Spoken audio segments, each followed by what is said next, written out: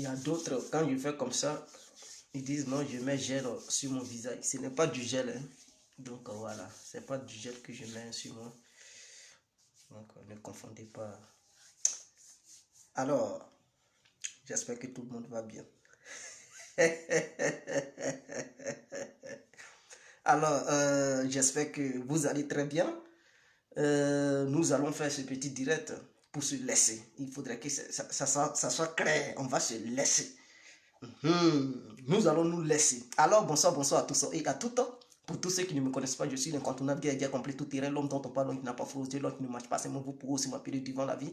L'homme n'est rien, gouverneur italien, docteur, on appelle moi, laisse-moi mourir 5 plein droit, le padrino, camari, des ou la moucha. Alors, nous voilà à nouveau devant cette caméra pour parler de cette histoire de Makosso. Comme vous voyez bien le titre, des gens disent que Makosso a tué sa femme. Ah, africain. Donc, on vient devant cette caméra pour tirer les choses au clair. Hein, on va préciser les choses. Parce que d'autres personnes veulent profiter de la douleur, de la convalescence du général Camille Makosso pour nuire son nom et pour le détruire. Donc, il faudrait qu'on rétablisse les faits tels qu'ils se sont déroulés pour ne pas que les amalgames prennent le dessus, hein, et tout ça. Donc, nous allons éclairer la situation. Comme ça, chacun sera servi, chacune, hein, voilà, va avoir sa part du gâteau. Donc, hier, à 12 h, le général Camille Makosso perdait sa femme. Cette dame au grand cœur, cette dame qui est humble, cette dame qui s'attendait parfaitement avec son époux, Camille Makosso, elle a quitté les Africains et l'humanité tout entière. Cette dame qui était aimée par plusieurs femmes, elle était même un exemple pour certaines femmes. Certaines femmes prenaient exemple sur elle pour dire le mariage, c'est pour le bien et pour le pire, parce qu'elle-même, elle avait démontré. Aujourd'hui, cette dame meurt et les gens, il y a des bandits qui ont le culot d'accuser l'époux. Et hier, mon téléphone n'a pas cessé de sonner. Après la vidéo. Non, Djedje, tu ne connais pas, c'est Makosso qui a tué sa femme parce que Makosso s'est converti en franc-maçon. Ah, j'ai dit, mais vous avez appris ça. On dit, mais tu n'as pas remarqué, depuis qu'il est devenu ami d'Ahmed Bakayoko, et qu'il a fait une délégation de pasteurs de Côte d'Ivoire pour aller tisser amitié avec Ahmed Bakayoko. Et donc, toi, Djedje, est-ce que tu ne sais pas qu'Ahmed Bakayoko est un franc-maçon? Donc, Makosso est un franc-maçon. Alors, c'est le sacrifice qu'il devrait donner pour être membre. Donc voilà pourquoi il a tué sa femme. J'ai dit, mais arrêtez quand même. Est-ce que le fait de vouloir devenir franc-maçon est égal à faire un sacrifice humain? Mais non. Je leur ai posé la question, mais Ahmed Bakayoko lui-même, sa femme n'est pas là. Ils ont dit, elle est là. J'ai dit, mais pour qu'il devienne franc-maçon, pourquoi il n'a pas tué sa femme? Ils ont dit, mais c'est pas le même sacrifice. J'ai dit, arrêtez. Arrêtez. Makosso n'est pas le premier et il ne sera pas le dernier à se convertir à la franc-maçonnerie. Il y a plusieurs personnes qui sont membres, mais cela ne les pousse pas à livrer leur famille, à livrer leurs enfants, leurs femmes ou bien leurs époux. Je n'ai jamais vu ça quelque part. Donc c'est dans vos bouches que je viens d'apprendre cela. D'autres disent que non, Makosso est violent, il tabassait sa femme. C'est quelqu'un qui tabassait sa femme à longueur de journée. Et donc, la journée d'hier, il a tabassé sa femme. Il a tellement frappé sa femme qu'elle a eu du mal. Donc, il fallait qu'on l'opère parce que il a dérangé quelque chose dans le ventre de la femme. Et donc, c'est dans ça, elle s'est retrouvée à l'hôpital. Et là-bas, lors de l'opération, elle est morte. Donc, Makosso est un assassin. Il y a des gens qui ont dit ça. Et même, il y a des pasteurs qui ont accusé ouvertement Makosso d'avoir assassiné sa femme. Mais je pense que ce dernier, une fois que le deuil passera et tout, il va identifier toutes les personnes, je dis bien toutes les personnes qui ont dénigré le général Makosso, toutes les personnes qui l'ont accusé à tort, sans aucune preuve valable, d'être l'assassin de son épouse. Parce que je ne peux pas concevoir. Makosso, il n'a pas attendu hein, que sa femme même pour qu'il devienne riche. Il avait déjà l'argent. Donc, qu'est-ce qui va le pousser à livrer sa femme? Pour gagner quoi? Gagner quoi? Quel argent il va chercher encore? Makosso a une association ici qui lui donne beaucoup d'argent en Belgique. Vous ne le savez pas. Il y a sa secrétaire ici en Belgique qui gère le mouvement. Et il a beaucoup d'associations quelque part. Makosso, ce qu'il fait, ça lui envoie beaucoup d'argent. Makosso a beaucoup d'argent. Il a atteint, c'est 1 milliard de francs CFA. Donc, c'est un milliardaire. Il n'est plus millionnaire. Il a dépassé le niveau millionnaire. Il est maintenant milliardaire. Il court, hein, il roule dans la cour des grands. Donc, qu'est-ce qui va pousser Makosso à livrer sa femme? Pour faire quoi? La mère de ses enfants. À tuer, à sacrifier la mère, tout simplement pour être franc-maçon. Mais s'il n'est pas franc-maçon, est-ce qu'il n'a pas l'argent? Il a l'argent. C'était un pauvre, il n'avait même pas au moins 1 million dans son compte lorsqu'il était à Bobo. Maintenant qu'il se retrouve à 1 milliard, c'est pas, ça peut pas être là et puis il va dire non, je veux encore des milliards, donc pour ça je vais sacrifier. Non, non, non, Makosso n'a pas sacrifié sa femme. Il faudrait que ceux qui font les amalgames, ils cessent de faire. Ouais, ne nuisez pas Makosso parce que sa tête, vous énerve. Je sais que beaucoup détestent le général. Beaucoup détestent le général parce qu'ils sont mécontents. Le général, il a l'art de la parole, il a le verbe dans la bouche et c'est ça. C'est ça qui fait la différence entre lui et les autres. Vous ne voyez pas, je prends exemple, Gédéon de la Kekuva. C'est parce que lui aussi, il a l'art de la parole, il a le verbe. Donc en Côte d'Ivoire, on compare Gédéon de la Kekuva et Makosso. Ce sont les deux pasteurs qui savent bel et bien parler aux gens et ils réussissent à les convaincre. Voilà ces deux pasteurs. Ce que les gens reprochent à Makosso, on dit qu'il ne prend pas les versets bibliques. Mais lorsqu'il parle et puis tu l'écoutes, tu es épaté, tu es convaincu. Gédéon aussi, lorsqu'il parle, tu écoutes, tu es épaté, tu es convaincu. Mais les autres pasteurs, ils ne peuvent pas faire ce que Gédéon et Makosso font. Donc, ils sont jaloux, remarquez bien en Côte d'Ivoire. Tous les pasteurs de Côte d'Ivoire, je dis bien tous les pasteurs en Côte d'Ivoire, toutes tendances sont confondues, sont jaloux de Gédéon et de Makosso. Donc, pour eux, c'est une opportunité pour dénigrer Makosso. Parce qu'il y a eu des pasteurs hier qui ont fait des vidéos, et même aujourd'hui, pour accuser Makosso d'avoir tué sa femme. Mais sur quoi vous vous basez? Vos propos se basent sur quoi? Sur quoi vos arguments se basent pour dire qu'il a tué sa femme et qu'il est violent? Parce que pour vous, la fois passée, le vendredi, tous les deux auraient fait une vidéo, un direct. Donc, la femme n'était pas malade. Et qu'est-ce qui se passe soudainement, soudain, le samedi à midi, à 12h, parce que nous sommes aujourd'hui le dimanche, à 12h, elle meurt d'une mort tragique, froide.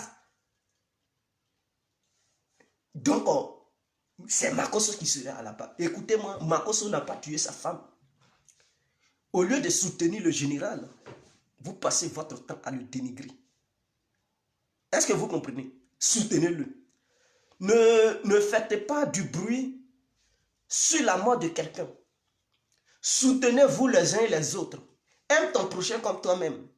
Donc, de la manière dont ton prochain a perdu son épouse, et puis il a mal, il faudrait que toi aussi tu ressentes cette même douleur. Il ne faut pas venir devant une caméra pour dénigrer ce dernier parce que tu étais en guégué avec lui avant. Avant que ce dernier ne perde son épouse, tu étais en guégué avec lui parce qu'il t'énervait, sa tête t'énervait. Donc, pour toi, il est maintenant temps pour le dénigrer parce que tu sais qu'il n'a pas la capacité en ce moment de se défendre. Il n'est pas dans une position de force. Donc, tu profites pour nuire son image, pour nuire son identité. C'est ce que vous êtes en train de faire. Arrêtez vos bêtises, arrêtez vos conneries. Est-ce que vous comprenez? Makosso n'a pas tué sa femme, il n'a pas tué qui que ce soit. Cette dame, elle est morte suite à une opération qui concernait ses intestins. Est-ce que... Mais je ne comprends pas. Mais si elle a dansé vendredi, et puis samedi, elle devrait être opérée. Mais cela, avant le vendredi, peut-être elle avait déjà fait cette démarche de son opération. Ce n'est pas parce que elle avait ce problème-là qu'elle allait rester triste couchée. Non, ça n'a rien à voir. Tu peux avoir mal et tu te balades. Tu fais ce que tu as fait. Mais le jour J, si le médecin te donne rendez-vous, tu te rends là-bas et puis Tu subis ce que tu dois subir. Donc, ce n'est pas parce qu'elle avait fait vidéo avec son époux que ça allait bien, sa santé. Est-ce que c'est vous qui êtes à la maison là-bas? Vous n'êtes pas là-bas. C'est elle qui vit avec son époux. C'est elle qui sentait sa douleur. Mais si elle bravait cette douleur pour vous montrer un sourire, pour vous montrer la joie, mais c'était tout à fait normal. Maintenant, le jour J arrive, elle doit aller subir son opération. Et malheureusement, elle reste dans le coma. Mais cela arrive. Il y a beaucoup de femmes qui sont mortes dans ça. Hein. Il y a des gens qui ont déjà perdu leur soeur ou leur frère dans cette histoire d'opération.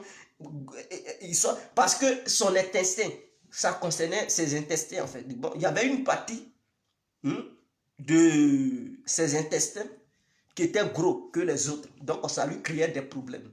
Il fallait aller l'opérer, couper cette partie-là pour recoller. De la manière quand les gens ils ont appendicite, ils coupent, les médecins coupent pour revoir, pour recoudre les intestins. C'était comme ça. Donc il fallait couper la partie qui fatiguait cette dame pour recoller les intestins. De la manière, les femmes, souvent il y a des femmes qui sont grosses et puis elles veulent maigrir.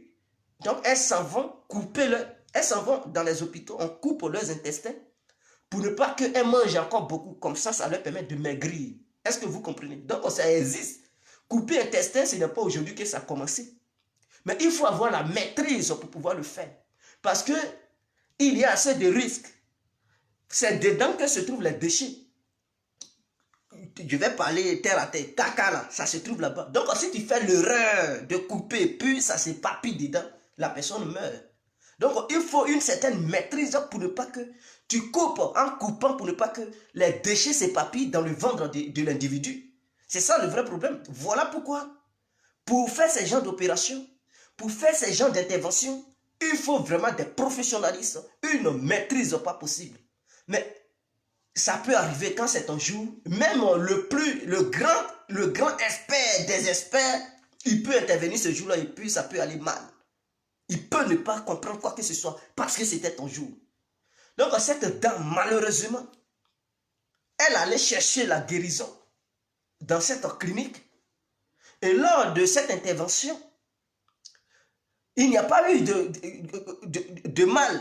C'est pas parce qu'ils ont coupé ses intestins pour recoller et que les déchets... Non, non, non. Ils ont fini tout. Ils ont cousu tout. Mais pour se réveiller, elle ne s'est plus réveillée. Parce qu'elle ne pouvait pas. C'est une femme. C'est une femme. Rare de voir des gens voir leur propre corps être déchiré comme ça. Non. Souvent, on te plonge dans un sommeil profond. Dans un petit coma artificiel. Pour ne pas que tes yeux voient ce qu'ils sont en train de faire. Parce que c'est anormal, tu vas avoir peur. Tu vas les regarder, ils vont tourner tes intestins, ils vont prendre ces trucs, tes souris, je ne sais pas, ils vont couper. Tu ne peux pas tenir, tu vas crier, waouh, ça va rester dans ta tête durant, ça peut te traumatiser. Donc pour éviter tout ça, on te fait dormir. Maintenant, ce n'est pas tout le monde on fait dormir. Mais si les médecins ne savent pas que ce n'est pas tout le monde on fait dormir, et que si il la faisait dormir, elle allait rester là-bas, ils n'allaient pas la faire dormir. Mais ils ne savent pas, c'est Dieu seul qui sait. Donc, dans ce sommeil où ils l'ont plongé, elle ne s'est plus réveillée. Voilà le vrai problème. Donc, il ne s'agit pas d'un assassinat programmé par le général Makosso. Non, ce monsieur, il subit déjà le stress. Il subit déjà la douleur. Il est là à agoniser en ce moment. Ce monsieur, il pleure au fond de son âme, de son cœur et de son corps. Vous devez comprendre. Donc, on ne venait pas enfoncer le clou. Makosso n'a pas tué sa femme. Makosso n'a pas tué sa femme. Donc, vous qui êtes ici, vous qui êtes en train de regarder, si vous voyez en direct quelque part des menteurs et des menteuses qui font la propagation du mensonge en accusant le général directement ou de façon indirecte, qui serait l'auteur de la mort de son épouse, cette défunte épouse, mes frères, ramenez-les à la raison. Car Makosso n'y est pour rien. Il n'est pas l'auteur, ni de près, ni de loin, de la mort de son épouse. Il n'est que victime. Il n'est que victime de la mort. Parce que la mort est venue chercher son épouse. Donc, il subit les conséquences terribles et tragiques, destructrices de ce que la mort a causé dans sa propre maison. Voilà le vrai problème. Donc, ne dénigrez pas ce général. Je suis avec lui de tout cœur. Je le soutiens. Yako, le général, vraiment mes condoléances à la famille de la défunte, à ta famille, à ta propre famille. Que son âme se repose en paix. Que Dieu prenne son âme auprès de lui pour que cette âme puisse connaître vraiment la vérité. Truc à côté de son truc, comment on appelle ça, à côté de lui, le père. Donc, Makosso n'a pas tué son épouse. Est-ce que vous comprenez? Makosso n'a pas tué son épouse.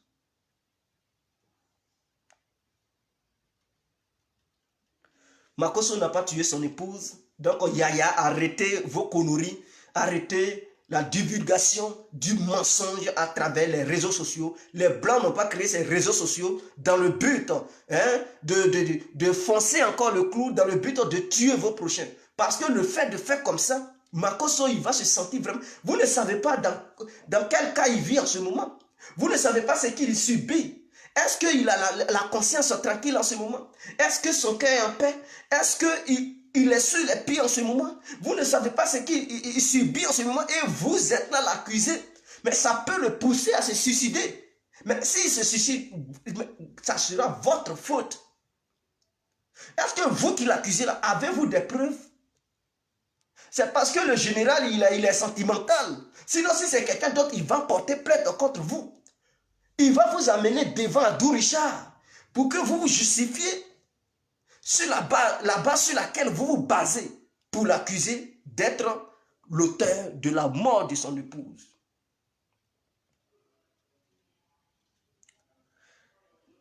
Nelvin, écoutez, Makosso n'a pas ce temps. Mais attendez, nous connaissons en Afrique comment ça se passe. C'est pas parce que les réseaux sociaux sont là. Tu as perdu quelqu'un de proche, quelqu'un qui te coûte cher. Est-ce que tu as le courage, l'audace même de venir faire vidéo? Mais il se respecte, il respecte la mémoire de sa femme. Il respecte les enfants qu'il a eu avec cette femme. Il respecte la famille de sa femme. Sa belle famille, il respecte cette famille.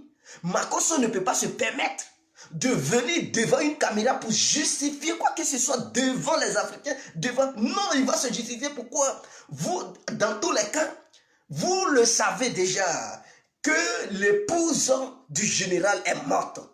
Et donc, si vous êtes déjà conscient, tout ce que vous pouvez faire, c'est de soutenir le général, en parole ou en matériel. Voilà votre devoir. Votre devoir, ce n'est pas d'aller fouiller si c'est général Makosso qui a tué la dame ou pas. C'est d'aller le soutenir pour dire Yako, mon frère, Yako le général, priez pour l'âme de l'épouse du général. Il ne s'agit pas d'accuser le général, l'insulter, dire que non, il a tué. Avez-vous des preuves? Le général n'a rien fait, il n'a pas tué qui que ce soit. Voilà, il a de la peine pour la mort de son épouse. Le général Makosso souffre en ce moment et il a besoin d'un soutien populaire, africain et mondial. Est-ce que vous comprenez? Donc, c'est ce que je tenais à souligner aux gens qui font la propagation du mensonge et la divulgation des faux messages et des faux témoignages. Il faudrait que vous le saviez, vous le sachiez. Alors, coronavirus en Côte d'Ivoire. Pourquoi les benguistes deviennent un danger pour le peuple ivoirien? Il faudrait qu'on explique les choses terre à terre. Parce que ceux qui fuient pour aller en Côte d'Ivoire, ceux qui propagent le coronavirus au sein de la société ivoirienne deviennent un danger pour les habitants de la Côte d'Ivoire. Ils deviennent un danger pour nos parents, pour nos mamans. Ils deviennent un danger pour tous les citoyens ivoiriens qui sont sur le territoire ivoirien. Pourquoi ces gens, ces benguis, soi-disant benguis, qui courent aujourd'hui, qui partent en Côte d'Ivoire, combien de temps ils ont fait en Europe?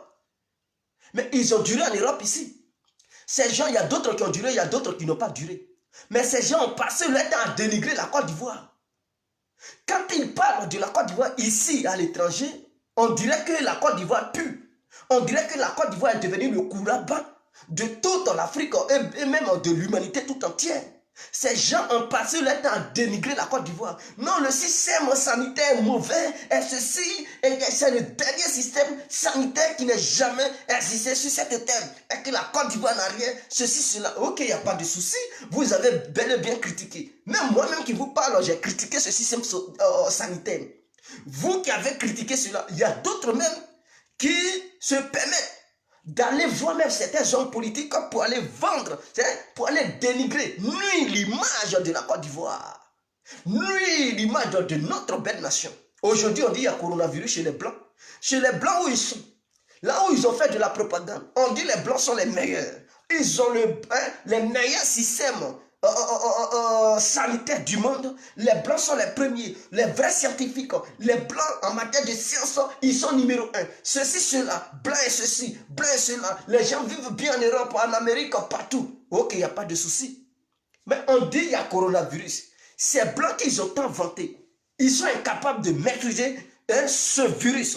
Ce virus sanguinaire, ce virus destructeur, ce virus cancrénat, ce virus assassin, ce virus acadaïste, ce virus qui tue, qui nue, qui détruit le monde, qui a déclenché une guerre mondiale à l'humanité, dont l'humanité est dans l'incapacité de combattre. Ces gens-là, ils courent, ils vont en Côte d'Ivoire. Mais écoutez, ceux qui ont le meilleur système de santé, s'ils n'arrivent pas à combattre, ce n'est pas la Côte d'Ivoire qui va combattre le virus. Mais vous courez pour aller en Côte d'Ivoire, vous cherchez quoi là-bas?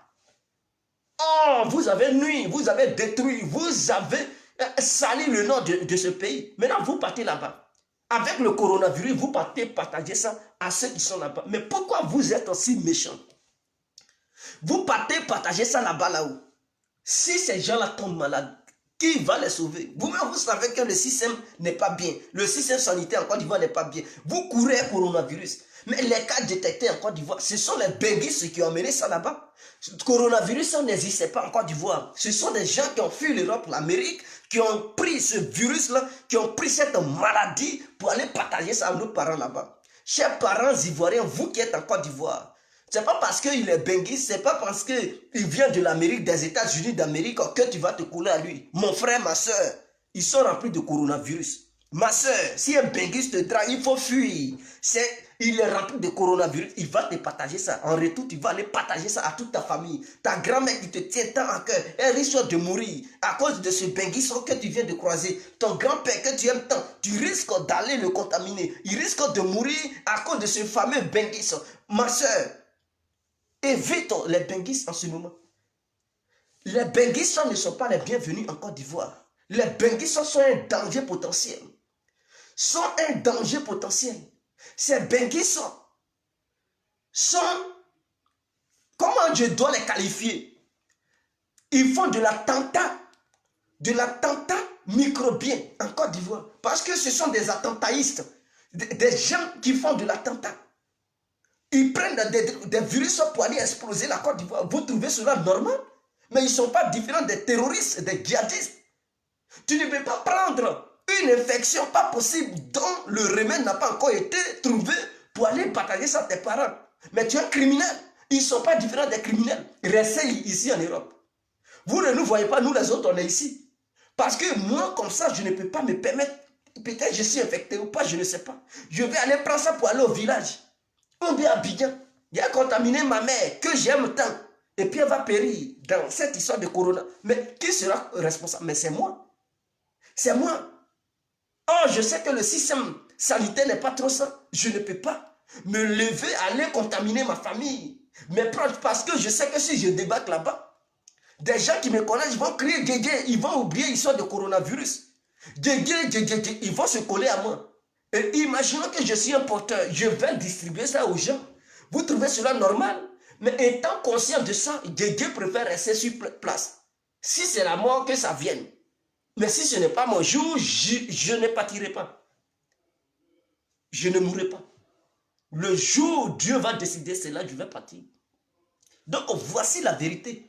Alors, je vous demande, vous les benguistes, n'allez pas distribuer des microbes aux gens là-bas. Restez chez vous ici. On vous a dit confinement général.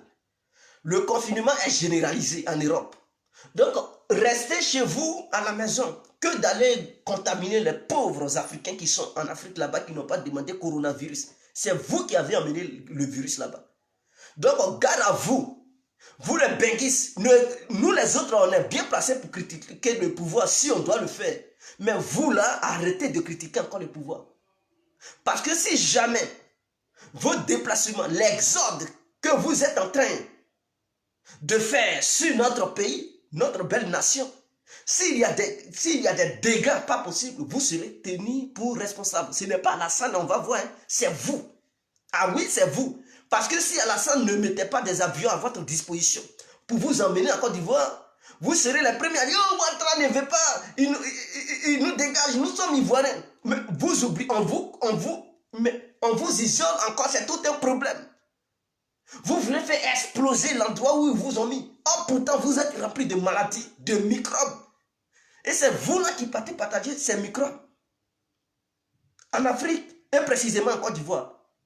Moi, j'alerte à toutes les filles, les jeunes filles, qui tremblent lorsqu'elles voient les benguistes. Les benguistes sont un danger. Ce sont des bombes à retardement. Des bombes à retardement plutôt. Ce sont des vraies bombes. Évitez les... Écoute, quand tu apprends que quelqu'un vient de benguer, il faut fuir, ma soeur. Même s'il est joli, fuis. Si tu n'as pas fui, et que tu t'en vas l'embrasser, bah, ils ne t'aident pas à embrasser les femmes, c'est leur comportement. Parce qu'ils se croient trop civilisés. Ils veulent embrasser pour marquer des points. Ils veulent coucher les filles pour marquer des points.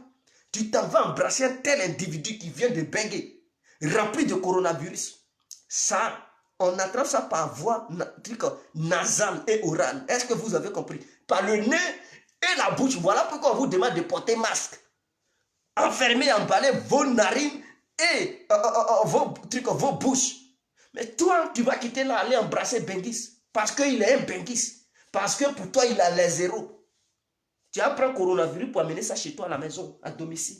Pendant ce temps, la vieille mère, ta grand-mère ou même ta propre mère, elle est déjà dans les cinquantaines, soixantaines. Tu vas amener ça là-bas. Coronavirus, ça ne rate pas les gens qui ont 60 ans. À partir de 40 ans jusqu'à 50, ça ne rate pas les gens qui ont cet âge-là. Donc si tu penses que dans ta famille, même tes grandes soeurs ou tes grands frères sont déjà dans les cinquantaines, il ne faut même pas chercher Benguis. Il faut fuir. Et même en Europe, ça a commencé à tuer même les enfants de 16 ans, mais les enfants même de 20 ans. Donc ça ne trie plus. Toi-même là, qui vas aller l'embrasser, ta vie sera en danger. Et si tu es dans un pétrin, qui va te sauver en Côte d'Ivoire? Les Blancs où on paye médicaments, ils sont incapables même de combattre ce virus. En Italie, il y a eu 1000 morts par jour, 1000 morts par jour. Si ce n'est pas 1000, c'est 800. Si ce n'est pas 800, c'est 700. Imaginons chaque jour. Imaginons d'ici, ils vont dire 3 mois, 2 mois. Imaginons combien d'individus qui vont mourir. Et c'est partout comme ça en Europe. Ça fracasse partout. Et ces gens-là, ils courent, ils s'en vont là-bas, mais ils sont déjà infectés. Mais tous les benguistes, ils devraient être isolés, ils ne devraient même pas s'introduire, s'infiltrer au sein de la population ivoirienne. On devrait mettre des bâtiments à leur disposition, c'est là-bas qu'ils devraient vivre. On devrait les surveiller de près. 1 mois de mise en quarantaine. Et matin, midi, soir, les surveiller de près, prendre leur température pour voir est-ce que ça n'a pas changé, est-ce qu'ils manifestent des signes. Dès qu'il y a, on les amène très loin dans un village. Mais le gouvernement devrait construire un hôpital dans un village lointain, un grand hôpital, pour prévoir ces fléaux pareils. Parce que ça, c'est un fléau, c'est une pandémie. Des gens qui sont malades, on ne doit pas les mettre ensemble avec, on ne doit pas les mettre dans des hôpitaux qui sont fréquentés régulièrement. Parce que les lits sur lesquels ils vont se coucher, ils vont dire qu'ils désinfectent les lits, mais les lits ne seront pas désinfectés à 100%. Ils vont quitter là, un autre malade va venir, qui n'a pas coronavirus, il va se coucher sur ce même lit-là, il sera aussi infecté. Donc, s'il y avait un hôpital dans un village lointain, au loin, isolé des trucs, et on met des médecins là-bas, des gens qui ont ce cas pareil du coronavirus, c'est là-bas on les envoie. C'est leur hôpital. Ça va être réservé, un hôpital spécial pour les fléaux. En Côte d'Ivoire, on doit construire un hôpital pareil. On construit ça pour des pandémies ou des fléaux. Ah oui, quand tu es malade, on t'envoie là-bas. Tu ne dois pas cohabiter même avec la grande population. Les grands hôpitaux ou bien les grandes cliniques qui sont déjà sur pied, on ne doit pas mettre de tels malades là-bas. On ne doit même pas les envoyer là-bas. On ne doit même pas, parce que les médecins eux-mêmes, ils seront infectés. Ici, les médecins, ils sont infectés et ils meurent. Imaginons médecins africains. Africains qui aiment toucher ses cheveux, qui aiment en fait, mais ils seront infectés. Eux aussi, ils vont aller infecter d'autres malades qui ne sont pas atteints du coronavirus. Ils vont aller et ça va se propager. Ces médecins aussi vont venir à la maison, ils vont toucher leurs enfants, ils vont embrasser leurs maris. Voilà encore. Ou bien, ils vont, je dis médecin, oui, médecins femmes, elles vont venir embrasser leurs maris. Médecins garçons, ils vont aller embrasser les femmes. La contagion, pas possible. Si madame trompait monsieur, elle va aller embrasser son copain quelque part là-bas. Lui aussi, il prend, il embrasse sa petite copine du quartier. Voilà la contagion totale et ça va s'aimer la pagaille. Donc, les benguissos sont un danger potentiel. C'est un danger. Donc, toute femme voyant un benguisso en Côte d'Ivoire, fuyez-les. Maintenant, les femmes benguisses, vous les hommes, vous aimez trop le truc au bonheur. Quand vous voyez une femme qui vient de benguer, vous tremblez, vous commencez à bander, les yeux commencent à tourner. Tu penses que tu as eu ton gnagné ou bien, je ne sais pas, tu as eu ton truc. Non. Fuyez ces femmes qui viennent de benguer. Elles sont remplies de coronavirus. Elles sont remplies de microbes. Elles sont remplies de microbes. Elles sont déjà infectées. Et un coup, elles s'en vont en Afrique. Tu embrasses une telle femme. Malheur à toi, mon frère. Tu vas contaminer toute ta famille. Tes enfants seront en danger totalement. Ta mère ou père ou frère ou soeur, tu vas les mettre tous en danger parce que tu vas aller boire dans des verres à la maison. Et nous savons en Afrique, quelqu'un il boit dans un verre, si tu bois là-dedans, tu ne vas pas laver ça tout de suite. Il y a d'autres, ils boivent dans des gobelets, ils vont laisser ça, un autre va venir, il va prendre ce même gobelet, il va se servir, non, il va boire, il dit, ah, il est grassé, hein. Il est infecté. Oh, pourtant, quelqu'un qui a coronavirus a bu dedans tout à l'heure, tu ne sais pas, tu prends ce même verre, tu te sers. Ou bien l'autre, tu bois, tu dis, oh, s'il te plaît, serre-moi. Il finit de boire, il n'a même pas le verre, tu dis, mets l'eau dedans, donne-moi. Et puis, c'est comme ça que ça se passe en Afrique. On se connaît, on se connaît. Il y a d'autres, les bouteilles d'eau glacée. Ils vont prendre ça, ils ne vont même pas se servir dans des verres. Ils vont prendre ça pour boire. L'autre aussi, il va dire, oh, j'ai trop soif, donne. Il va prendre cette même bouteille pour boire. Ils vont se contaminer. Virus, ça. Donc, vous voyez, les benguissos, fuyez-les. Les benguissos ne sont pas les bienvenus. Ils devraient rester ici en Europe. Ils devraient rester ici. Et c'est pour ça que le virus se propage partout dans le monde. Ce virus n'était pas encore arrivé. Quand ils ont dit en Chine, les Européens disent envoyez nos ressortissants. Quand les ressortissants européens ont débarqué en Europe, boum, le virus a commencé à prendre de l'ampleur en Europe.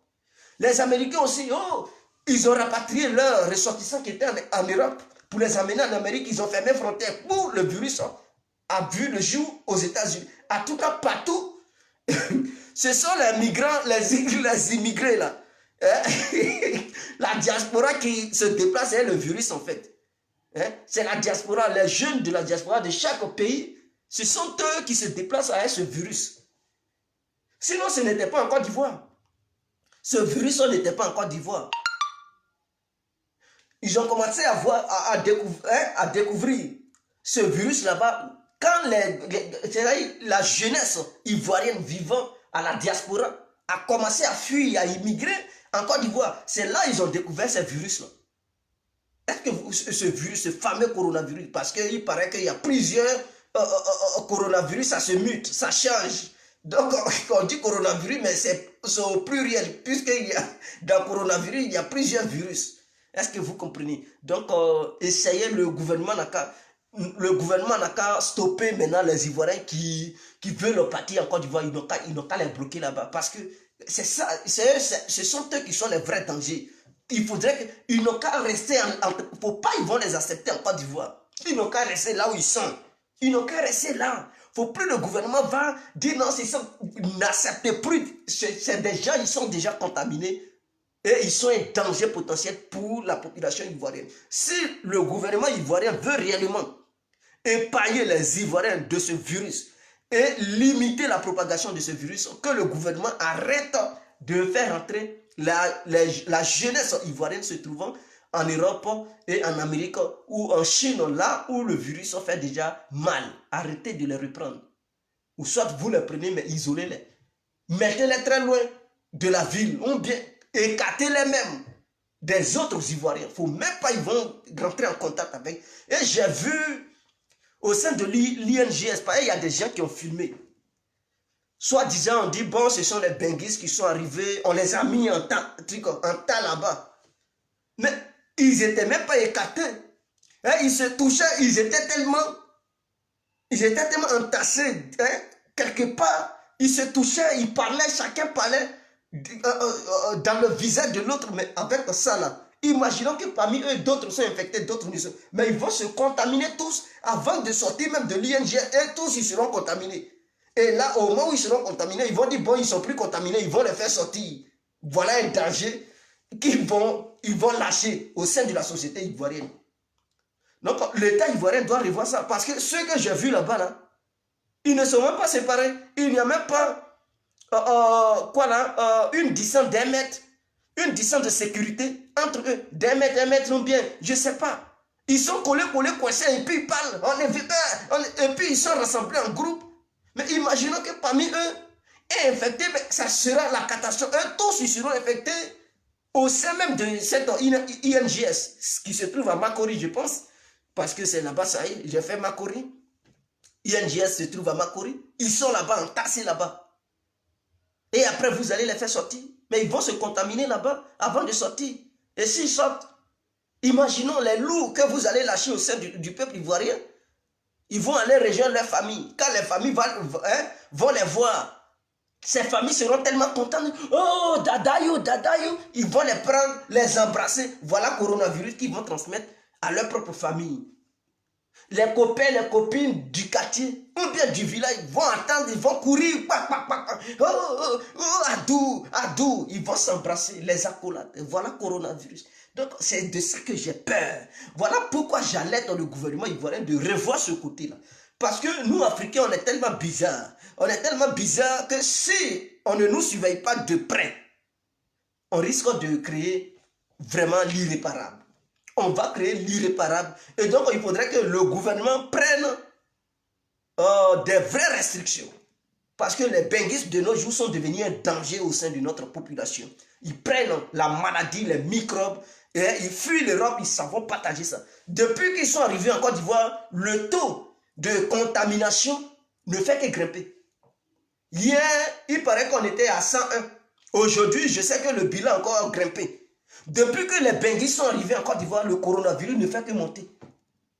D'ici, ils vont dire une semaine, ils vont encore dire non, il y a 200 personnes qui ont été contaminées. Mais comment le virus a pu atterrir en Côte d'Ivoire? Comment le virus a pu voyager? Est-ce que ce sont les oiseaux qui ont pris ce virus en Europe pour amener ça en Côte d'Ivoire? Est-ce que ce sont les oiseaux qui ont pris ce virus en Chine pour amener ça en Côte d'Ivoire? Ou bien est-ce que le virus se passe dans l'air? Est-ce que c'est le vent qui fait propager le virus? Mais une seule chose est sûre, nous savons que ce virus n'était pas en Côte d'Ivoire avant l'arrivée des benguistes. Mais au moment où la panique a commencé à se sermer, à se savoir ici sur le territoire européen, et que des Ivoiriens peureux ont commencé à se mettre ensemble et fuir le territoire européen, depuis qu'ils ont débarqué sur le territoire ivoirien, mes frères, le gouvernement ne fait qu'enregistrer des personnes contaminées,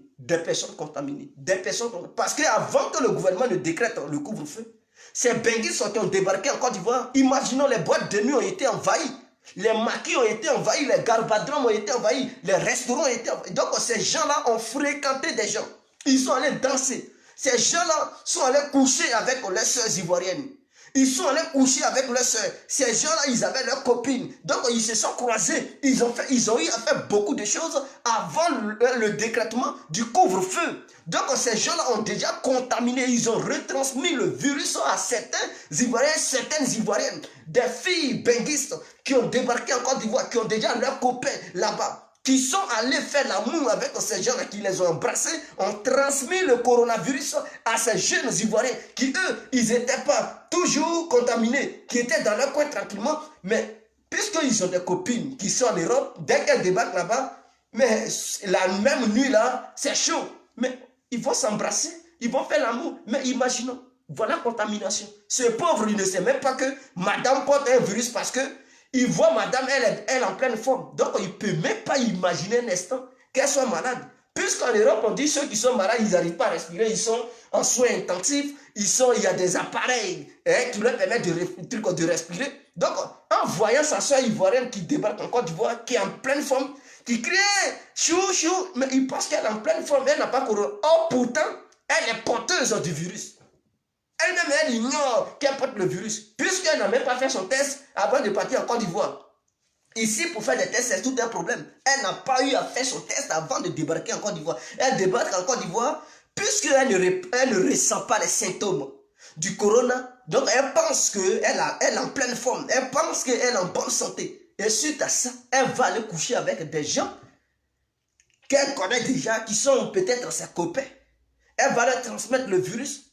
Les benguis aux garçons, les hommes benguis qui vont débarquer en Côte d'Ivoire. Et quand les jeunes petites filles de la Côte d'Ivoire, les jeunes petites filles ivoiriennes les voient, elles tremblent, leur ciel se redresse, on dirait Magouya tête rouge qui est quitté sur les toits en train de remuer sa tête. Les yeux deviennent pointus. Ah oui, il y a des yeux pointus. Donc elle se dit, ah, j'ai eu mon benguiste. Or pourtant ce benguiste est un infecté, est un porteur de virus, est un voyageur de coronavirus. Ce dernier est un propageur du coronavirus. Ce dernier est un danger, est une bombe électromagnétique du coronavirus. Et il va aller embrasser enfant des gens. Cette dernière, ne sachant pas que son petit copain étant porteur du virus, elle aussi, elle va aller à la maison là-bas. Elle va prendre des verres pour se servir de l'eau pour boire. Son petit frère aussi va prendre ce même verre, mettre de l'eau dedans pour boire. Sa grand-mère qui ne sait rien, elle va toucher l'assiette là pour dire, maman, on vient, grand-maman, je t'ai servi. Elle va servir la pauvre vieille pour aller lui donner à manger. Cette dernière va manger. Oh putain, coronavirus ne joue pas avec les personnes âgées. Ça va aller terroriser, traquer ces vieilles personnes qui sont en Côte d'Ivoire, qui ont déjà au moins 50 ans, des gens qui sont dans les quarantaines à cinquantaine. Ça va causer la destruction de ces Ivoiriens, nos sages de la Côte d'Ivoire. Ah mais oui, c'est ce que le coronavirus vise. Ça neutralise les vieilles personnes, puisque nous on dit, en Afrique, une vieille personne qui meurt, c'est un savoir qui est parti. Donc ce coronavirus va neutraliser tout le savoir ivoirien. Mais la cause est à qui? Mais la cause viendrait, ou bien vient des trucs, des benguis. J'espère que les tradis praticiens, j'espère que les vieilles qui sont au pays là-bas vont trouver un remède. Mais je tiens à vous dire que j'ai une tante qui a un remède très puissant. Parce que le message que j'ai reçu l'appel de ma vieille avant-hier. Elle m'a dit ce que les gens disent à la télé. Ils ont vu ces cas-là dans le village. Moi, mon village. Des gens avaient ces mêmes symptômes-là. J'ai dit quels symptômes? Elle m'a expliqué. J'ai dit, mais certainement, c'est ça. Voilà. Parce que elle dit, les gens, ils toussent et puis...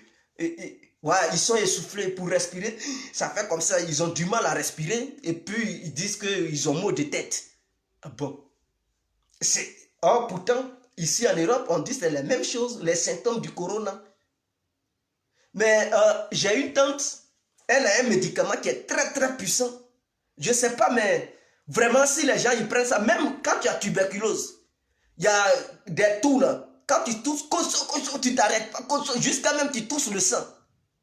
Tout le monde la connaît au village là-bas. Quand elle te donne le médicament, tu mets ça 2 jours. Tu ne vas plus tousser. Qu'est-ce que c'est? Non. Tuberculose va partir. Ça s'en va immédiatement. Ah oui. Ce médicament, c'est son grand-père qui lui a montré ça pendant qu'elle dormait, dans son sommeil. Elle dormait et elle a rêvé à son grand-père qui est mort il y a longtemps, qui lui a montré, c'est une petite plante comme ça, qui lui a montré que cette plante, ça soigne ça. Quand elle s'est réveillée matin, elle n'a pas parlé à quelqu'un, elle s'est levée, elle allait dans la forêt pour chercher la plante qu'on lui a montré. Elle a trouvé la plante, elle a retrouvé la plante. On dit c'est comme ça, quand on te montre un médicament, faut pas, tu te lèves matin, à 6 heures, il ne faut même pas dire bonjour à qui que ce soit, ou à 5 heures du matin, il faut aller en brousse là-bas. Tu cherches les feuilles qu'ils t'ont montré, tu prends et tu viens. Tu amènes ça avant de saluer qui que ce soit. Et il faut essayer ça sur des gens pour voir si ça marche. Mais son médicament, cette feuille, je la connais, mais je ne connais pas, je ne sais pas comment la décrit. Je connais ça en brousse là-bas. Et elle prend Akbi que les gens ils prennent là. Akbi qu'on prend pour préparer sauce là. Elle prend Akbi, elle prend piment, petit piment sec là. Elle prend ça. Elle prend kaolin. Kaolin, c'est que vous appelez agile en français. Agile. Voilà. Elle prend ça. Nous on appelle ça kaolin au pays. Elle prend agile. Elle prend du sel, elle écrase, elle met les feuilles là-dedans, elle écrase avec les feuilles, elle met ça dans un verre. Tu bois, c'est salé. Et en même temps, c'est comme une... Mais quand tu prends, mes frères, c'est parti. Donc, on dit elle a appliqué ça sur des gens, puisque elle-même, elle soigne tuberculose. Parce que les gens, tuberculose, c'est pas caché. Hein. Quand tu tousses et puis toi-même, tes yeux sortent, les larmes coulent et puis tu n'arrives pas à respirer. Et puis le sang sort. Quand c'est comme ça, c'est que c'est la tuberculose. Même si tu n'as pas été à l'hôpital, on sait. Quand tu tousses, et puis toi-même, tu fais comme ça. Tes yeux sortent, les larmes coulent et puis tu as du mal à respirer. Et puis vers la fin, tu craches du sang et tout. Quand c'est comme ça, on dit, ah, ça c'est... Mais elle, quand elle t'a pris que ça, mon frère, tu n'as pas même... Tu n'es pas obligé d'aller à l'hôpital. La toux là, ça disparaît seul. Il faut appliquer ça 2 jours. 3e jour, tu ne vas plus tousser. Tu ne vas plus faire... Non.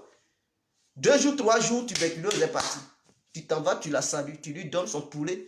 Ses poulets veut.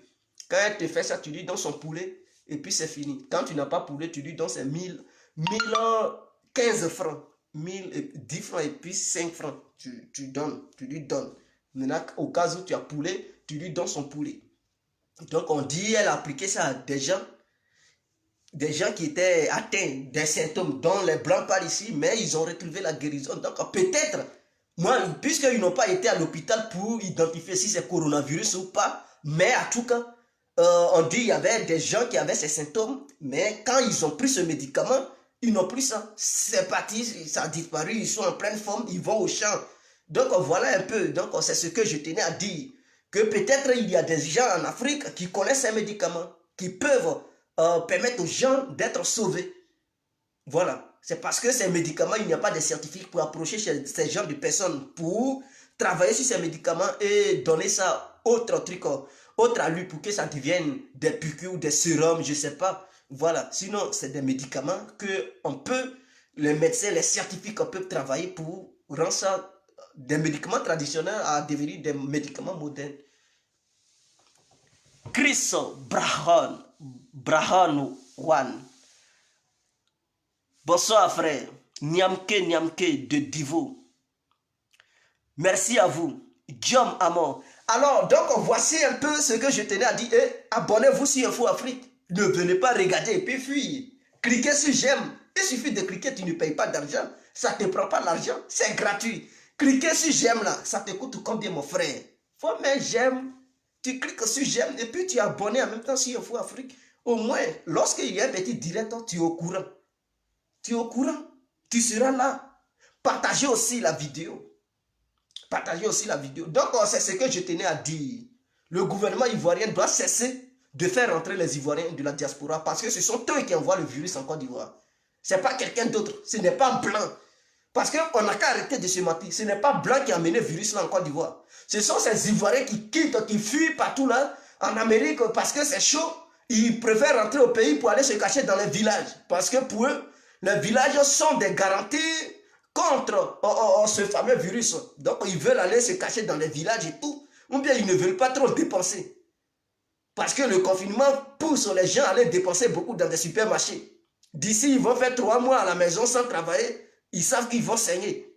Ah oui, ils vont saigner. Donc, pour éviter ça, ils préfèrent payer billet d'avion, je ne sais pas, à 1 000 €, comme ça, aller-retour, 1 000 €. C'est garanti au moins pour 3 mois. Et ils s'en vont se cacher au village là-bas. Ils vont aller en brousse, couper igname, banane, taro pour manger. Hein? Ou bien foufou, tout ça là. Quand ça finit et puis ils reviennent. Oh, pourtant, ils sont des porteurs de ce virus. Ils s'en vont partager ça aux villageois, aux gens là-bas. Et puis, ils sont sereins. Ça va parler que tu es benguiste, tu n'es pas infecté. Ils sont tous désinfectés. Donc, je lance un appel aux gens qui sont là-bas. Quand vous voyez les benguistes, vos yeux commencent à tourner. On dirait, ou bien les seins se redressent, on dirait, truc, magouilla tête rouge qui est quitté sur les toits pour tomber en train de remuer la tête. Et les filles de Côte d'Ivoire, évitez les benguistes de nos jours. Évitez les benguistes sont un poison en ce moment. Ils sont remplis de coronavirus, ils ont fui, ils sont tous allés en Côte d'Ivoire. Depuis qu'ils sont arrivés en Côte d'Ivoire, ils ne font qu'enregistrer le taux d'augmentation des contaminés. C'est quand même bizarre. Mais avant qu'ils arrivent là-bas, personne n'était encore contaminé. Depuis qu'ils ont mis les pieds là-bas, mais ils sont... Parce que ces gens-là, avant que le couvre-feu ne soit décrété, ces gens ont fréquenté les maquis. Ils sont allés dans des boîtes de nuit, danser nos soeurs, embrasser enfants des gens là-bas. Oh, pourtant, ils sont remplis de coronavirus. Ils sont allés partager ça dans les boîtes de nuit, dans des restaurants, dans des garbadromes. Parce que quand nos soeurs aussi, elles voient les benguistes, mais mes frères, elle a eu son benguiste. Donc, sa journée est claire, son week-end est clair. Elle oublie même son copain du quartier. Le client même, il va l'appeler, elle va raccrocher, elle va lui raccrocher au nez. Palabre va commencer. Elle va faire palabre avec ce dernier. Comme ça, elle va avoir des arguments pour aller avec le benguiste. Quand le benguiste va se retourner, elle va maintenant revenir demander pardon au pointeur du quartier ou bien à son copain du quartier. On les connaît. Donc, mes soeurs, je sais que tu as besoin des zéros. Je sais aussi que quand le benguiste vient, il t'aide un peu à soulager les besoins de ta famille. Mais Yaya, Bodji, dis-lui que pour le moment là, tu ne te sens pas bien et que tu ne peux pas bouger.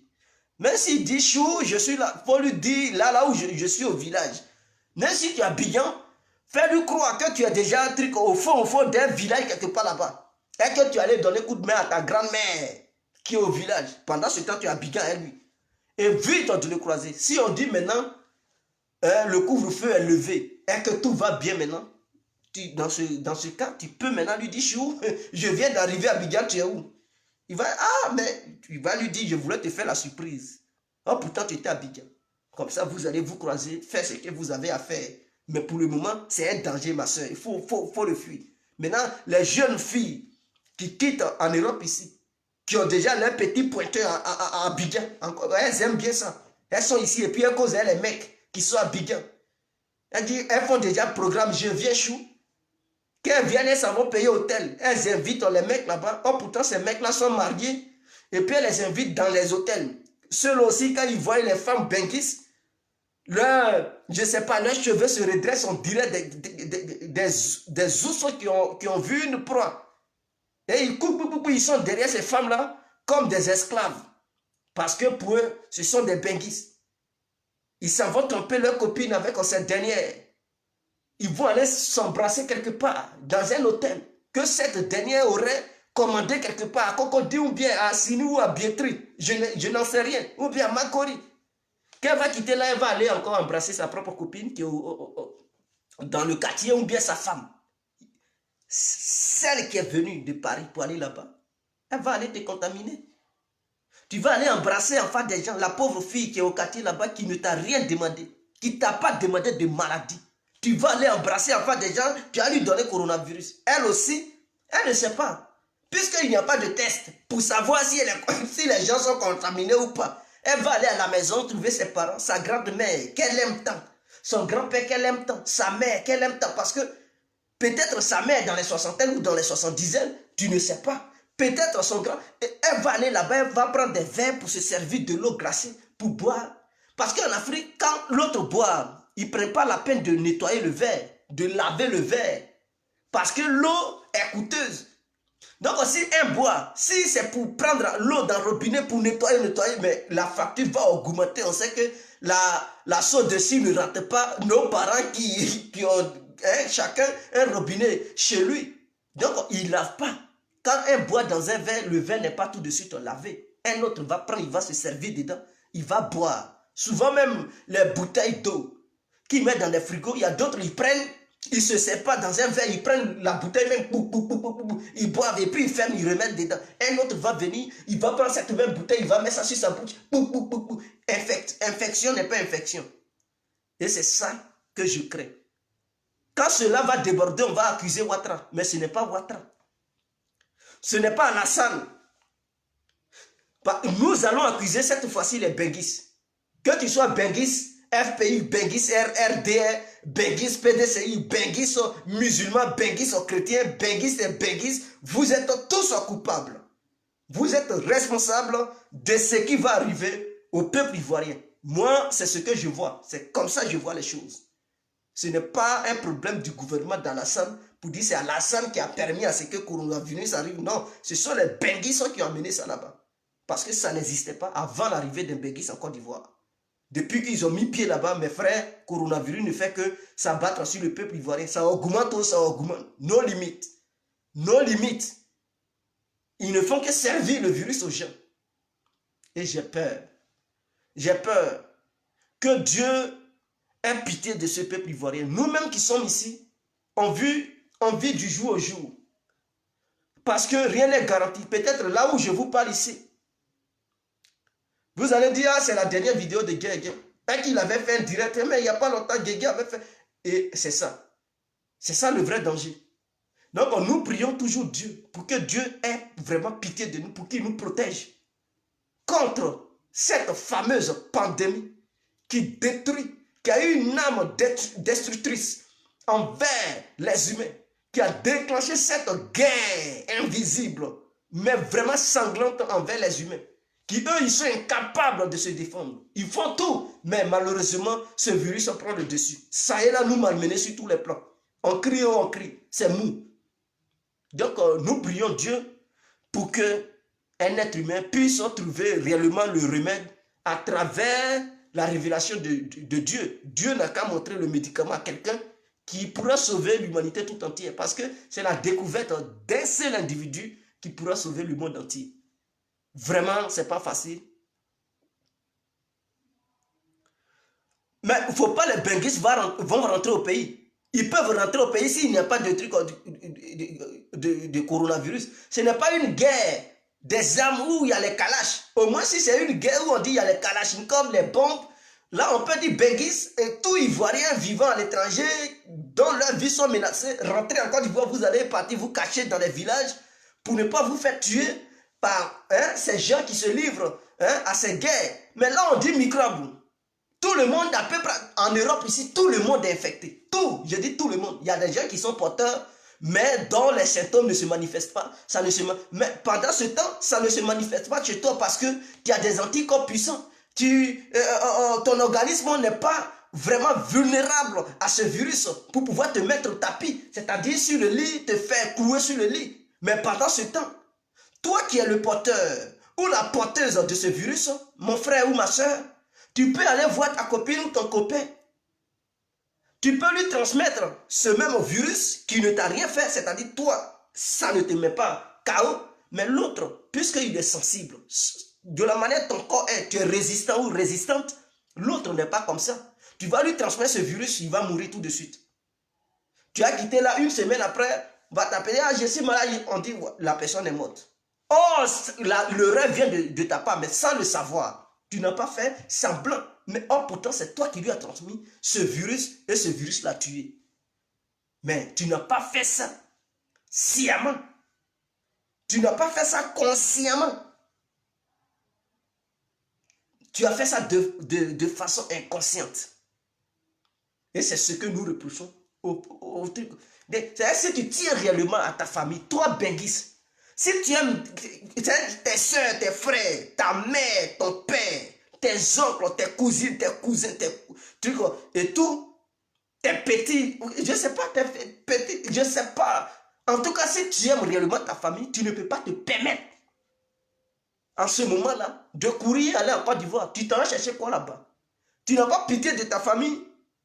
Toi-même, tu n'as même pas fait test ici en Europe pour savoir si tu portes le virus. Tu cours, tu t'en vas, tu vas partager le virus à ta famille. Et suite à ça, ta famille sera contaminée, elle va mourir. Et tu vas rester là, faire sortir les gros yeux en train de pleurer. Oui, j'ai perdu des... Oh, toi-même, tu es responsable. Mais tu n'es pas différent ou différente d'un sorcier. Ah oui, c'est aussi de la sorcellerie. Parce que tu étais conscient qu'en partant là-bas, là, dans ta famille, quand les gens vont te voir, ils vont t'embrasser.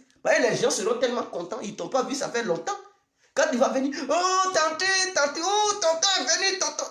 Les enfants de tes soeurs, de tes frères, tous ceux-là, même les voisins, les enfants, vont courir. Tes amis, hein, que tu avais laissé là-bas, ça fait de cela des milliers d'années. Quand ils vont te voir, ils seront tellement heureux, ils vont t'embrasser les accolades. Oh, donne un bisou. Oh putain, c'est interdit de donner bisou. Mais tu ne peux pas leur dire, on ne donne pas bisou. Si tu n'as pas fait ça, ils vont trouver que tu es méchant ou méchante. Voilà le vrai danger. Et ta seule arrivée, tu vas propager au moins le virus envers plus de 100 personnes. Le même jour, là, tu as contaminé 100 personnes. Bah, imaginons combien d'individus qui vont venir te saluer.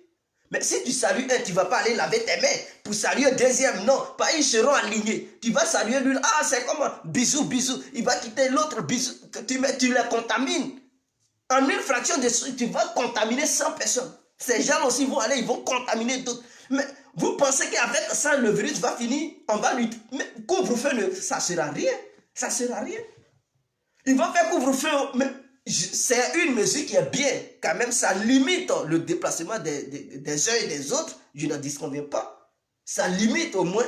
Au moins, ils ont fermé les boîtes, les trucs. Voilà. Ceux qui ne sont pas déjà infectés, qui n'ont pas de benguis dans leur famille, qui n'ont pas de fils, qui ont des copines benguis, dont ces dernières sont arrivées pour les croiser, ou bien des filles qui n'ont pas de copains benguis, dont ces derniers sont arrivés et puis les ont croisés. Donc, ces familles qui sont déjà dans le respect du couvre-feu, ils auront la sécurité. Mais d'autres familles qui ont des benguis dans leur famille, dont d'autres n'ont pas de benguis dans leur famille, mais il y a des pions qui ont des copains ou copines benguis, mais ça va bader. Hein? Ça va bader. Donc, voilà pourquoi je demande aux gens, vous-même les Ivoiriens, vous qui êtes là-bas, vous qui avez vos enfants ici, en Europe ici, demandez-leur de rester à la maison, de ne pas sortir. Dites-leur de ne pas débarquer chez vous aussi, de ne pas venir en Côte d'Ivoire.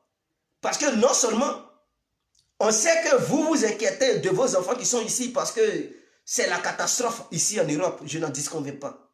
Ici en Belgique, ça meurt tout le temps, hein? Ça meurt tout le temps. Quand tu sors même pour aller faire le marché, mon frère, tu ne sais même pas si tu vas rentrer. Peut-être même tu vas tomber en route. Ils vont venir te ramasser. Il y a des gens qui ramassent. À Liège ici, ils ont ramassé des gens qui sont morts dehors. Vous comprenez? Donc quand tu sors, tu ne sais même pas si tu vas réellement rentrer à la maison. Donc on vit du jour au jour. Voilà pourquoi de temps en temps, il faut s'appeler pour voir si ton ami va bien, s'il a bonne santé. Si tu l'appelles, tu l'appelles. Pendant longtemps, il ne décroche pas. À plusieurs reprises, tu appelles, la personne sait qu'il y a un problème. Il faut chercher à contacter la police de ce pays pour dire, ah, j'ai un ami, je l'appelle.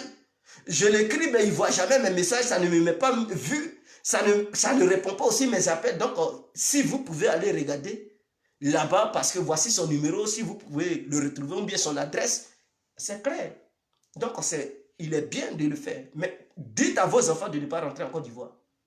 S'ils rentrent, ils vont vous mettre aussi en danger. Et les petits enfants qui sont là-bas, ils vont mourir cadeau. On sait qu'on n'a pas un bon système sanitaire.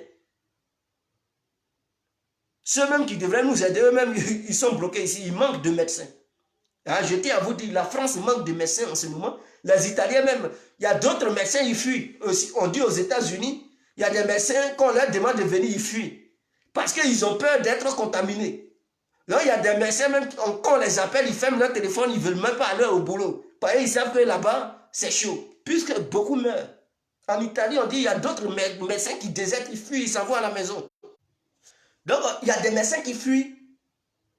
Donc, il y a manque de médecins ici. Imaginons, les médecins sans frontières aussi, eux aussi, ils sont confrontés à ce flux. Ils viennent aider les pays européens. Il n'y a pas de médecins pour les Africains. Yaya. Faites attention en Afrique. Respectez ce que l'État a mis sur pied pour votre bien-être. Ou bien pour votre bien-être. Il y a des gens qui violent le couvre-feu. Ils ont des maisons, mais quand même, ils sortent. Mais vous cherchez quoi? Hier, j'ai vu une vidéo, deux petites filles, elles ont porté, je ne sais pas. Ah! Mes soeurs, on sait que tu cherches un garçon. On sait que c'est dans ça que tu gagnes nourriture. On a dit qu'on ne vient pas. Mais reste à la maison, on dit il y a couvre-feu. Tu sors, tu t'en cherches. Parce que si elles ne sont pas cherchées garçons, elles sont allées chercher. Ce qu'elles avaient porté là, ça, ce sont des petites filles qui sont allées chercher garçons. Qui sont allées se livrer dans les rues. Parce que ce qu'elles avaient porté là, quand tu vois mes frères, tout de suite tu sais que ce sont des filles qui se livrent. Donc il y a couvre-feu, elles s'en vont chercher quoi dans les rues? Vous partez chercher quoi? Ah! Quand le policier va vous chicoter, vous allez trouver qu'ils sont méchants. Nous, on fait des vidéos pour alerter aussi le gouvernement, pour dire, ah, tous ceux qui sont dans les rues, ce n'est pas eux tous qui ont maison. Il y a d'autres qui ont maison, il y a d'autres qui n'ont pas maison. Donc, tous ceux que vous voyez dans les rues là, avant de passer à la chicote, demandez-leur, ils habitent où? Si la personne dit, j'habite tant, mes parents sont, c'est que ces gens-là, ils ont maison. Et donc, ils ont fait sciemment de sortir de leur maison pour venir défier le gouvernement. Donc, ils méritent, hein, ils méritent le matraquage. Ils méritent cela.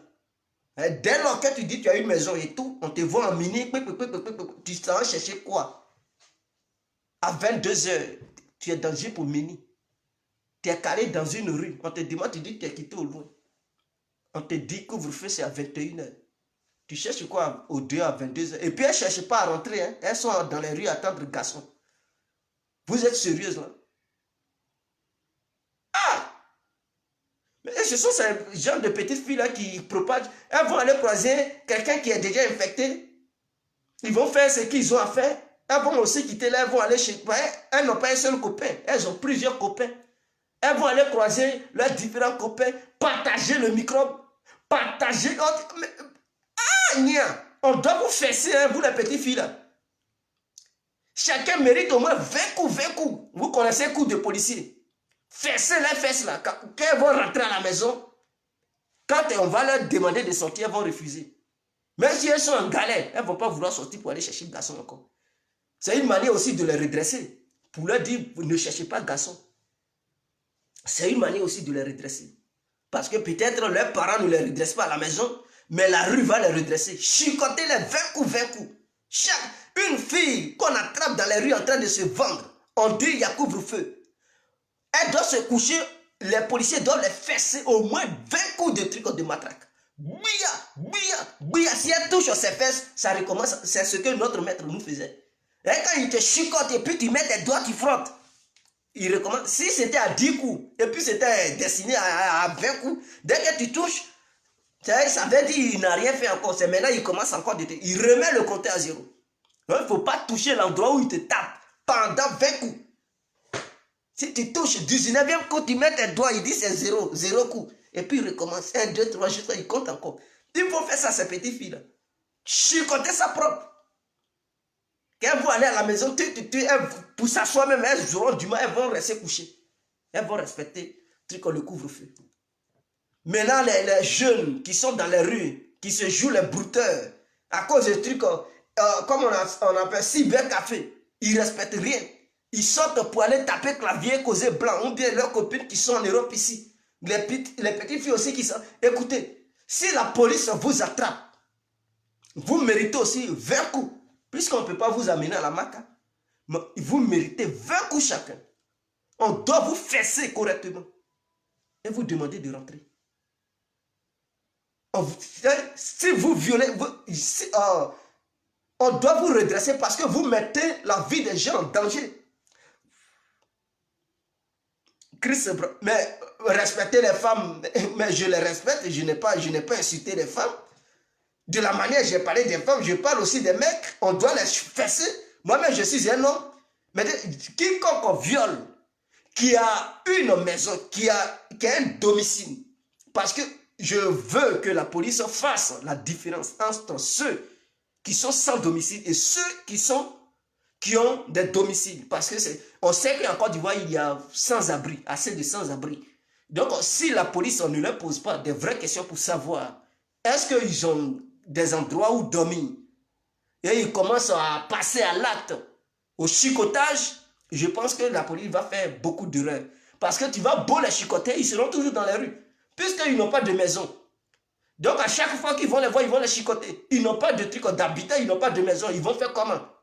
Maintenant, d'autres qui ont maison, qui ont des familles, ou bien qui louent des maisons, qui vivent avec leurs femmes, mais quand même, qui ont le culot, qui défient le gouvernement, qui sortent quand même. On ne sait pas qu'est-ce qu'ils s'en vont chercher.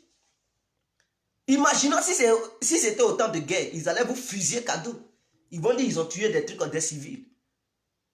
Si c'est autant de couvre-feu, on dit il y a guerre, couvre-feu, et toi tu sors, mais ils vont te considérer comme un ennemi, comme un terroriste qui prépare un coup, ils vont te fusiller cadeau.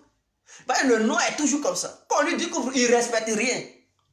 Même s'il n'est pas un danger, mais il ne veut rien respecter. Il veut toujours aller contre ce qu'on lui demande de ne pas faire. C'est ça le problème du noir. Donc il faut redresser les gens dès maintenant. Il faut les rééduquer. Si à la maison ils n'ont pas été éduqués, il faudrait que les rues les éduquent. Et les rues doivent les éduquer à travers les forces de défense et de sécurité.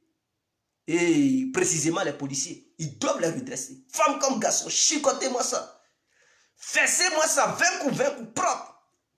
Et même quand ils vont leur demander de sortir, ils ne vont plus sortir. Tu sors, c'est pour aller faire le marché. Mais à 22h, 23h, 24h, on te voit dans les couloirs. Éloigné de ton quartier même. Tu n'es même pas dans ton quartier, mais tu es dans un autre quartier. Et tu es dans un couloir, tu es dans Mini.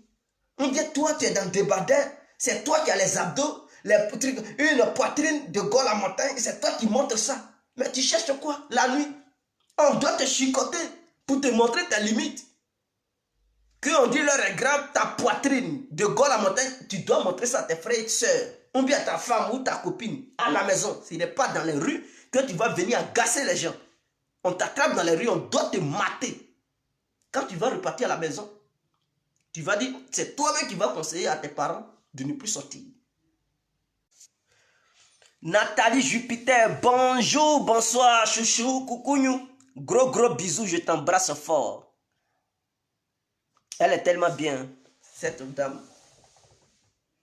Et la Tamela, quand le coronavirus va finir là, tu vas venir me voir. Il y a été invité spécialement en Belgique. Tu vas venir découvrir la Belgique. Celle-là, elle est très gentille, hein, cette fille-là. Elle est très gentille. C'est une sœur ivoirienne. Elle est très gentille. Bon, on laisse ça. Donc, on fait ce direct, on a déjà fini avec coronavirus. Maintenant, concernant Makosso, on a vu la propagation des fausses nouvelles. Ils ont fait la propagande du mensonge. Et le mensonge envahit les réseaux sociaux, et particulièrement le réseau social Facebook, a été envahi par un mensonge pas possible. Un mensonge atteignant une dimension de 8000%. Et donc, il fallait que Dja Compré sorte de ses gonds pour venir rétablir l'ordre et dire que ce que les gens sont en train de dire sur Makosso, c'est du mensonge. Comment des gens conscients, des gens réfléchis, des personnes lettrées puissent se permettre de venir propager du mensonge sur les réseaux sociaux pendant ce temps, le concerné lui-même en train de subir la douleur de la perte de son épouse. Ce monsieur, il ne fait que vivre la douleur. Ce monsieur, il a de la peine au cœur. Son cœur saigne, son âme pleure. Et son corps est affaibli. Et vous voulez l'enfoncer, vous voulez l'égorger, vous voulez l'accompagner aussi au delà. Vous voulez que M. Makosso suive aussi sa femme, au lieu de lui apporter un soutien. Au lieu de lui apporter un soutien, même si tu n'as rien, le petit Yako est un bien vis-à-vis de Dieu. Il sait que tu l'as soutenu, il sait que tu as apporté ta contribution à ta manière. Si vous lui avez apporté un soutien financier, Dieu même le sait. Mais au lieu de cela, non, vous ne le soutenez pas. Mais vous passez votre temps à le dénigrer, à l'insulter. D'autres disent, ouais, Makosso, parce qu'il est devenu franc-maçon, il est l'ami d'Ahmed Bakeko, donc il fallait qu'il sacrifie sa femme. Ah, nia. Donc il fallait qu'il sacrifie sa femme. Voilà pourquoi il a sacrifié sa femme, pour devenir riche. Mais je tiens à vous dire que Makosso est un ami particulier à moi. C'est un ami à moi. Makosso, là, il a l'argent. Il n'a pas besoin d'être franc-maçon. Il n'a pas besoin de livrer sa femme pour avoir l'argent. Makosso que vous voyez là, il n'est plus millionnaire, il est milliardaire. Je tiens à vous le dire. Il est milliardaire. Il avait 900 millions en 2018. Et il m'avait montré les preuves. Il m'a montré son compte bancaire. Il dit, Guégué, voilà. Et j'ai vu. J'ai vu ce qui était sur son compte. On causait tout le temps. Il dit, il me manque un peu de temps. Il me manque au moins 100 millions. Je vais atteindre 1 milliard. Et il m'a dit, je te dis, d'ici 2019, milieu 2019, quand je vais faire 2 tours à Paris comme ça, je vais avoir les 1 milliard. J'ai dit, Makosso, il dit, fais-moi confiance, c'est le grand général. J'ai dit, je te fais ci. Et il est très gentil. Donc, il était à 900 millions en 2018. Nous sommes en 2020. Makosso a déjà atteint les 100 trucs, les 1 milliard. Donc, il est milliardaire. Il n'est plus un millionnaire, c'est un milliardaire. Il joue dans la cour des grands. Il n'a pas besoin de tuer sa femme, la mère de ses enfants, pour gagner l'argent. C'est quel argent il cherche encore? Au contraire, encore, tu vois un millionnaire déjà, il joue dans la cour des grands. Quand tu es millionnaire, mais tu es respecté partout, tu as de l'influence. Les policiers, ils ont besoin de quoi? Combien pour être corrompus? Il suffit de leur donner au moins 30 000 francs et puis ils tremblent devant toi. Tu es leur patron, ils vont baisser la tête, ils vont dire patron, patron. Mais c'est clair. Donc Makosso n'a pas besoin de sacrifier sa femme pour avoir de l'argent. Donc tous ceux qui ont menti sur le général, en disant que le général a sacrifié sa femme, parce qu'il aurait signé un pacte maçonnique dans le but d'avoir de l'argent et que c'est un ami intime au ministre de la Défense Ahmed Bakayoko. Donc en retour, il fallait qu'il livre sa femme sur un plateau d'or. C'est du mensonge. Et j'ai vu des pasteurs en train de faire des vidéos pour indexer Makosso en tant que l'assassin, en tant que le bourreau de sa femme. Écoutez-moi, Makosso aimait tellement son épouse. Makosso avait de l'affection pour madame. Makosso avait un amour profond pour madame. Makosso chérissait sa femme. Makosso avait vraiment de la compassion pour sa femme. Makosso, qu'est-ce qu'il ne donnait pas à sa femme? Makosso donnait tout à sa femme. Il voyait sa femme comme la rose. Il voyait sa femme comme un diamant. Makosso voyait sa femme comme une pierre précieuse. Makosso voyait sa femme comme une fleur. Makosso voyait sa femme en tant qu'une personne lumineuse. Makosso voyait sa femme comme une lueur. Makosso a aimé sa femme. Makosso ne pouvait pas tuer sa femme. Je tiens à vous dire, et je répète encore, que cette dame a perdu sa vie parce qu'elle devrait subir une opération chirurgicale. Et cette opération concernait quoi? Elle avait un problème d'intestin. Ses intestins-là, il y a eu un problème là-dedans. Donc, une partie devenait gros. Cette partie devenait grosse plutôt. Et donc, s'il n'y avait pas d'intervention chirurgicale, à un moment donné, l'intestin allait s'exploser dans son ventre. Et ça allait se gâter. Et les déchets allaient se propager là-dedans. Donc, il fallait, c'est comme si c'était une sorte de tumeur qui s'enflait. L'intestin s'enflait au sein du ventre de la femme. Donc, du coup, il fallait intervenir pour couper l'endroit. La partie infectée, la partie qui était malade, il fallait couper l'endroit pour recoller l'intestin et coudre ça. Comme ça, elle allait avoir son allure normale. C'est comme si les femmes qui sont grosses, souvent il y a d'autres femmes qui sont grosses qui veulent maigrir. Donc, elles font une intervention chirurgicale. Et on coupe leurs intestins, on diminue ça pour ne pas qu'elles mangent beaucoup. Comme ça, le fait de ne plus manger, elles maigrissent. Elles deviennent très maigres, minces. Et tu vas les voir dans la rue, tu vas penser que non, celle-là, elle n'a jamais connu ce que c'est que la grosseur. Donc, vous comprenez. Donc, c'est ce qu'elle devrait subir. Elle a été à l'hôpital. D'autres disent non, le vendredi, elle a fait un direct avec son mari, où elle sourissait, où elle dansait. Écoutez, on peut sourire, on peut danser. Tu peux parler aujourd'hui et demain mourir. Ou bien vous n'avez jamais vu ça. D'autres disent non, comment se fait-il qu'elle devrait subir une opération et puis le vendredi elle était en direct? Ah, donc si on doit subir une opération, faut plus on va rigoler, faut plus on va jouer, faut plus on va manger, on n'a qu'à rester couché. Mais si elle a fait toute cette démarche pour pouvoir se faire opérer, ce n'est pas parce qu'elle avait le problème qu'elle était sur le lit, elle ne pouvait plus se lever, non. Elle pouvait se lever et tout. Mais elle avait ce problème.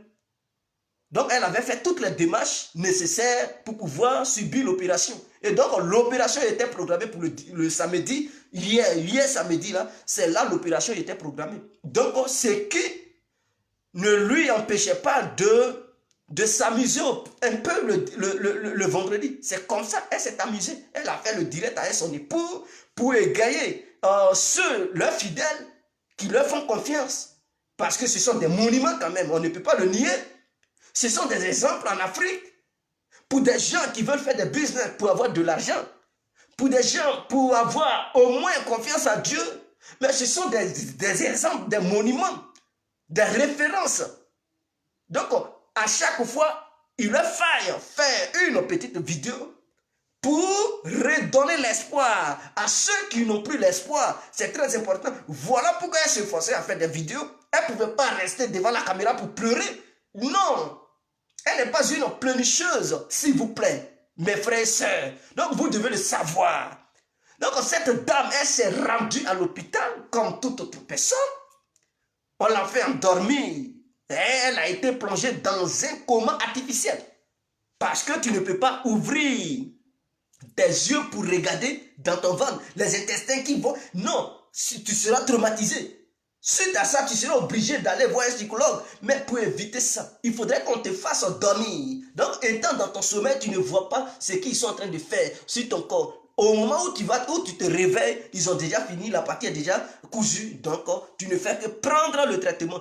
Hein, avec l'ordonnance qu'ils vont te donner, tu payes les comprimés et tu prends ça à la maison petit à petit jusqu'à ce que ça se rétablisse. Mais malheureusement, le coma dans lequel elle a été plongée, elle ne s'est plus réveillée. Et cela arrive à beaucoup de personnes. C'était son jour. Dieu a décidé de la prendre et elle devrait mourir de la sorte. Voilà pourquoi elle est morte de la sorte.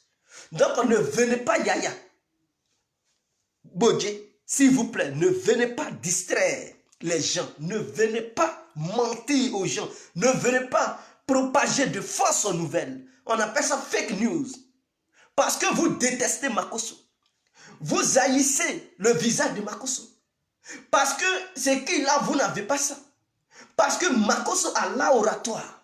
Ils sont deux pasteurs en Côte d'Ivoire qui ont l'oratoire. Gédéon de la Kekuva et Camille Makosso, dit le général. Voilà les deux grands pasteurs de la Côte d'Ivoire connus sur le plan international qui sont influents partout dans le monde. Là, ce sont ces deux pasteurs.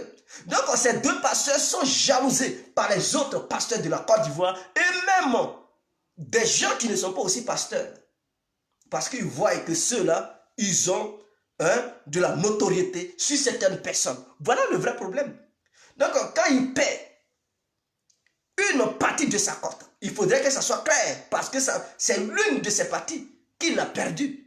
Sa femme, son épouse. Parce que lui et cette dernière faisaient un seul être humain, une seule chair.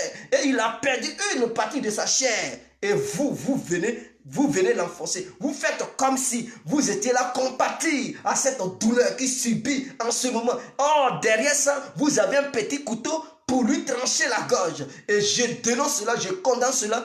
Et écoutez, vous qui l'accusez d'être le bourreau de son épouse, cette défunte épouse, écoutez, lorsque tout ça va finir, vos vidéos seront enregistrées.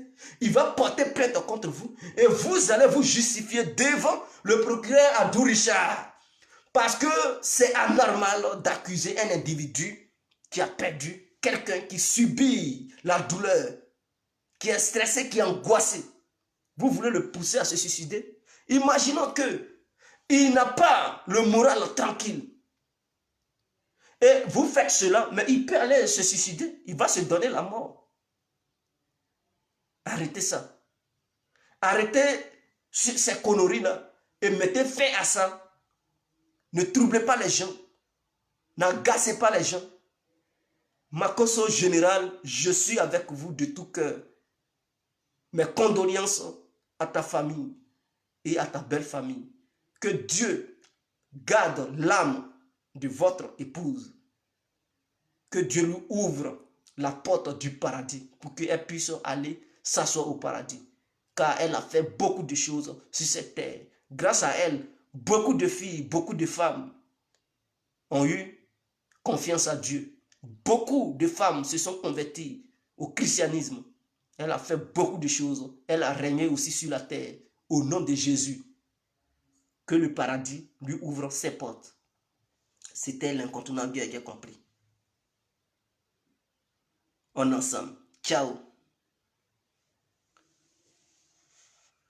C'était l'incontournable qui a compris. Vive la Côte d'Ivoire, vive les Ivoiriens, vive l'Afrique tout entière. Que Dieu bénisse les Ivoiriens et les Ivoiriennes, ainsi que les Africains et Africaines. Que Dieu bénisse aussi l'humanité tout entière. Pour que cette pandémie trouve un remède pour être radiée totalement sur la terre des hommes. On est ensemble.